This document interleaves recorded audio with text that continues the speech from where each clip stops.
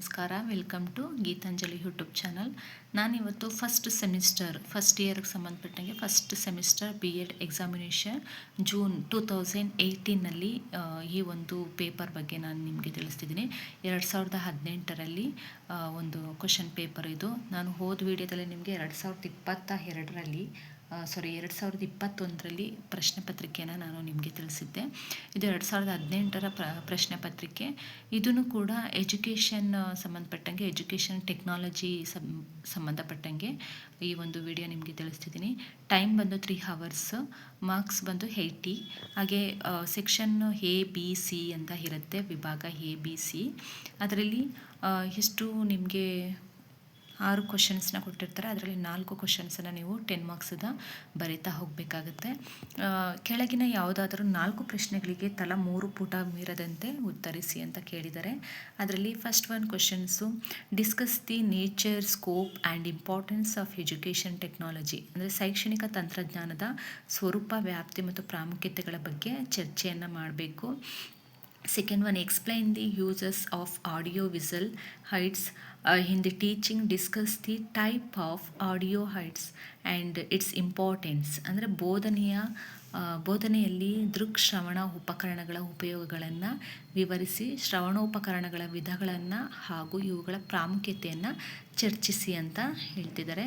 3 ಬಂದು discuss the web services in the teaching learning process, ಬೋಧನಾ ಕಲಿಕಾ ಪ್ರಕ್ರಿಯೆಗಳಲ್ಲಿ ವೆಬ್ ಜಾಲ ಸೇವೆಗಳನ್ನು ಕುರಿತು ಚರ್ಚಿಸಿ ಅಂತ ಹೇಳಿದ್ದಾರೆ. ಹಾಗೆ 4 ಬಂದು discuss the issues and concerns related to ICT based teaching, ICTಯ ಆಧಾರಿತ ಬೋಧನೆಯ ಸಮಸ್ಯೆಗಳ ಮತ್ತು ಕಾಳಜಿಗಳ ಬಗ್ಗೆ ಚರ್ಚಿಸಿ ಅಂತ ಕೇಳಿದ್ದಾರೆ. What is the educational technology and instructional technology, bring out the difference between them, ಅಂದರೆ ಶೈಕ್ಷಣಿಕ ತಂತ್ರಶಾಸ್ತ್ರ ಮತ್ತು ಬೋಧನಾ ತಂತ್ರಶಾಸ್ತ್ರ ಎಂದರೇನು, ಇವುಗಳ ನಡುವೆ ಇರುವ ವ್ಯತ್ಯಾಸಗಳನ್ನು ಹೊರತನ್ನಿ ಅಂತ ಕೇಳಿದ್ದಾರೆ. Discuss the concept, advantages and limitation of learning, ಈ ಕಲಿಕೆಯ ಪರಿಕಲ್ಪನೆ, ಅನುಕೂಲ ಮತ್ತು ಪರಿಮಿತಿಗಳ ಬಗ್ಗೆ ಚರ್ಚಿಸಿ. ಸೊ ನೀವಿಲ್ಲಿ ಕ್ವಶನ್ಸ್ಗಳನ್ನು ಕರೆಕ್ಟಾಗಿ ಓದ್ಕೊಂಡು ನೀವೇನು ಮಾಡಬೇಕು, ಆನ್ಸರ್ನ ಮಾಡ್ತಾ ಹೋಗಬೇಕಾಗತ್ತೆ. ಸೆಕ್ಷನ್ B, ವಿಭಾಗ B-ಯಲ್ಲಿ answer any 5 of the following questions in about a page each ಅಂತ ಕೇಳಿದ್ದಾರೆ. ಯಾವುದಾದ್ರೂ ಪ್ರಶ್ನೆಗಳಿಗೆ 5 ಪ್ರಶ್ನೆಗಳಿಗೆ ತಲಾ 1 ಪುಟಕ್ಕೆ ಮೀರದಂತೆ ಉತ್ತರಿಸಿ. ಅಥವಾ 5 ಕ್ವಶನ್ಸನ್ನು ಕೊಟ್ಟಿರ್ತಾರೆ, ಅದರಲ್ಲಿ ಒಂದೊಂದು ಕ್ವಶನ್ಸ್ಗೆ 5 ಅಂಕಗಳನ್ನು ನೀವು ನೀಡ್ತಾ ಹೋಗಿದ್ದಾರೆ, ನೀವು ಬರಿತಾ ಹೋಗಬೇಕು.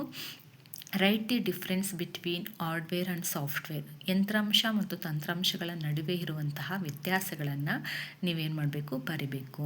Write the importance of print media, ಮುದ್ರಣ ಮಾಧ್ಯಮಗಳ ಪ್ರಾಮುಖ್ಯತೆಯ ಬಗ್ಗೆ ಬರೆಯಿರಿ ಅಂತ ಕೇಳಿದ್ದಾರೆ.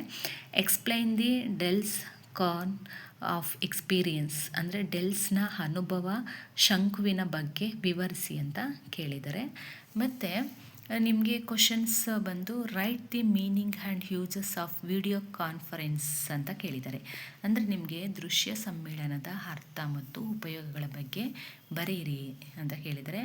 Explain the concept and merits of computer assisted instruction ಅಂತ, ಗಣಕಯಂತ್ರ ನಮಗೆ ಸಹಾಯಕ ಬೋಧನೆಯ ಪರಿಕಲ್ಪನೆ ಮತ್ತು ಗುಣಗಳ ಬಗ್ಗೆ ವಿವರಿಸಿ ಅಂತ ಕೇಳಿದ್ದಾರೆ. Discuss the advantages and limitation of cooperative learning. So ನಿಮಗೆ ಹೇಳಿದ್ದೆ ನಾನು ಹೋದ ಕ್ಲಾಸಲ್ಲಿ ನಿಮಗೆ ಲರ್ನಿಂಗ್ ಕೇಳಿದರೆ, ಕೋಆಪರೇಟಿವ್ ಲರ್ನಿಂಗನ್ನು ಕೂಡ ಕ್ವಶನ್ಸ್ನ ಕೇಳಿದರೆ ಅದೆರಡನ್ನೂ ಕೂಡ ನೀವು ನೀಟಾಗಿ ಓದ್ಕೋಬೇಕು. ಸಹಕಾರ ಕಲಿಕೆಯ ಅನುಕೂಲ ಮತ್ತು ಮಿತಿಗಳ ಬಗ್ಗೆ ಚರ್ಚಿಸಿ ಅಂತ ಕೇಳಿದ್ದಾರೆ. Answer any 5 of the following, section C, ವಿಭಾಗ C-ಯಲ್ಲಿ ಯಾವುದಾದ್ರೂ 5ಕ್ಕೆ ಉತ್ತರಿಸಿ ಅಂತ ಕೇಳಿದ್ದಾರೆ. ಇಲ್ಲಿ what are the objectives of the educational technology, ಶೈಕ್ಷಣಿಕ ತಂತ್ರಶಾಸ್ತ್ರದ ಉದ್ದೇಶಗಳ್ಯಾವುವು ಅಂತ ಕೇಳಿದ್ದಾರೆ. What are the digital resources, list its types ಅಂತ ಕೇಳಿದ್ದಾರೆ. ಡಿಜಿಟಲ್ ಸಂಪನ್ಮೂಲಗಳೆಂದರೇನು, ಅದರ ವಿಧಗಳನ್ನು ನೀವೇನು ಮಾಡಬೇಕು, ಪಟ್ಟಿ ಮಾಡಿ ಅಂತ ಕೇಳಿದ್ದಾರೆ. Explain briefly the uses of visual aids, ಅಂದರೆ ದೃಶ್ಯೋಪಕರಣಗಳ ಉಪಯೋಗಗಳನ್ನು ಸಂಕ್ಷಿಪ್ತವಾಗಿ ವಿವರಿಸಿ. Next question, what is the role of ISIET in educational process, state institute of educational technology ಅಂತ ಕರಿತೀವಿ. ಶೈಕ್ಷಣಿಕ ಪ್ರಕ್ರಿಯೆಯಲ್ಲಿ SIETಯ ಪಾತ್ರವೇನು ಅಂತ ಕೇಳಿದರೆ, what is the impact of ICT in social aspect, ಸಾಮಾಜಿಕ ವಿಷಯದಲ್ಲಿ ICTಯ ಪ್ರಭಾವವೇನು ಅಂತ ಕೇಳಿದರೆ, write the importance of interactive white board in teaching, ಬೋಧನೆಯಲ್ಲಿ ಪರಸ್ಪರ ಕಾರ್ಯ ನಡೆಸುವ ಬಿಳಿ ಹಲಿಗೆಯ ಪ್ರಾಮುಖ್ಯತೆಯನ್ನು ಬರೀರಿ ಅಂತ ಕೇಳಿದರೆ. ಸೊ ಈ ಥರ ನಿಮಗೆ ಕ್ವಶನ್ಸನ್ನು ಕೇಳಿದರೆ ನೀವು ಯಾವ ರೀತಿ ಕ್ವಶನ್ಸ್ನ ಕೇಳಿದ್ದಾರೆ ಅಂತ ಅರ್ಥ ಮಾಡ್ಕೊಂಡು ಬರಿತಾ ಹೋಗಬೇಕು. ಮತ್ತು ಎಷ್ಟು ಆನ್ಸರನ್ನು ಕೇಳಿದ್ದಾರೆ, ಎಷ್ಟು ಮಾರ್ಕ್ಸನ್ನು ಕೊಟ್ಟಿದ್ದಾರೆ ಅಂತ ನೋಡಿಕೊಂಡು ನೀವು ಆನ್ಸರನ್ನು ಬರಿತಾ ಹೋಗಬೇಕು. ಮತ್ತು ಯಾವುದೇ ಕ್ವಶನ್ಸನ್ನು ಕೂಡ ನೀವು ಬಿಡಕ್ಕೆ ಹೋಗಬೇಡಿ. ಎಷ್ಟು ಗೊತ್ತಿರುತ್ತೋ ಅಷ್ಟು ಬರೆಯೋದಕ್ಕೆ ಪ್ರಯತ್ನವನ್ನು ಮಾಡಿ. ಸೊ ನಿಮ್ಗೇನಾದ್ರೂ ಈ ಕ್ವಶನ್ಸ್ಗಳಿಗೆ ಆನ್ಸರ್ ಏನಾದರೂ ಬೇಕಂದರೆ ಕಾಮೆಂಟ್ ಮಾಡಿ, ಖಂಡಿತ ನಾನು ಆನ್ಸರನ್ನು ಕೊಡೋದಕ್ಕೆ ಪ್ರಯತ್ನ ಮಾಡ್ತೀನಿ. Okay, all the best.